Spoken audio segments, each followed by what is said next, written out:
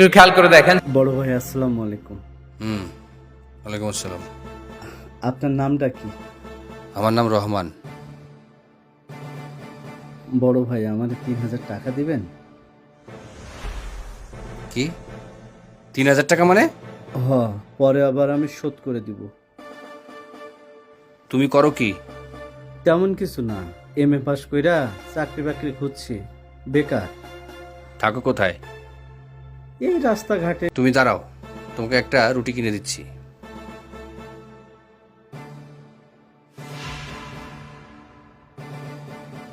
নাও, এটা খাও। বড় ভাই এই রুটির টাকাটাও শোধ করে দিব। কত টাকাই তো কত দিকে চলে যায়। ছেলেটাকে দেখে ভালোই মনে হচ্ছে, নিডি। 3,000 টাকাই তো, ঠিক আছে, দিই। এই নাও, এখানে 5,000 টাকা আছে। 5,000 লাগবো না, 2,000 রাখেন, আমার 3,000 হলেই চলবো। ধন্যবাদ। আসসালাম। আমার নামে কোম্পানি, এখন তো এই কোম্পানি অনেক ভালো চলছে। এখান থেকে যদি একটা ডিলারশিপ নেওয়া যায় তাহলে তো আমার ব্যবসা রমরমা। এই দাঁড়ান, কোথায় যাবেন? আমি রহমান কোম্পানিতে যাব। স্যারের সাথে আগে কথা বলছেন? না, স্যারের সাথে তো কথা বলি নাই। স্যারের সাথে দেখা করে যাবে না। আমি একটা ডিলারশিপ নেওয়ার জন্য আসছি।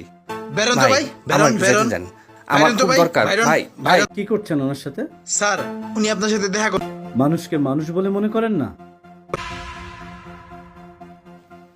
আপনি পা ধরে সালাম করছেন কেন? আসুন প্লিজ। স্যার, আমি না আসলে আমি স্যার কিছু বুঝতে পারছি না স্যার।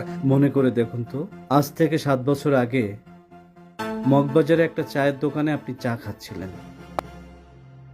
তখন একটা মানুষ আপনার কাছে গিয়ে 3,000 টাকা চেয়েছিল। আমি ক্ষুধার্ত বলে আপনি আমাকে একটা রুটি খেতে দিয়েছিলেন, মনে পড়ে?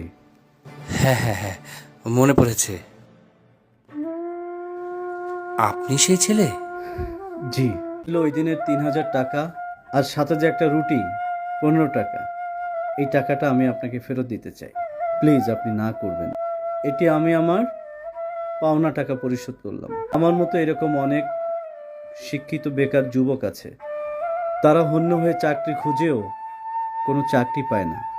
আপনার মতো এরকম মহৎ মানুষ যদি আমাদের মতো এরকম বেকার মানুষদের পাশে এসে দাঁড়ায়, তাহলে হয়তো আমার মতো এরকম অসংখ্য মানুষ এই সমাজে ভালোভাবে প্রতিষ্ঠিত হতে পারত, বড় বড় ব্যবসা করতে পারত, আরও বেশি কর্মসংস্থানের ব্যবস্থা করা যেত।